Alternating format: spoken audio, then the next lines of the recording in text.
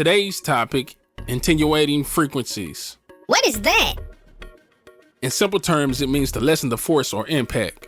For example, you want to lessen the bad frequency in a vocal.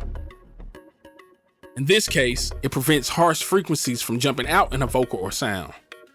It's equivalent to shocks on a vehicle. It lessens the impact when hitting a bump on the road. Like this?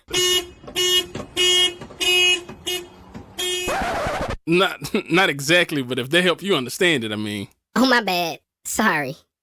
For example, in this vocal, you can tell the mids are a little harsh. I'm trying to be your boss. Parallel, two different lanes. I'm never taking days off. Sleep with those who just want to dream. You do. So I took a dynamic EQ plugin that uses compression to attenuate frequencies. I did this by dipping the mids at 3000 Hertz. As you will see, I eliminated the harshness, making it smoother. Cut from a different cloth, but the money goes still the same. I'm trying to be your boss.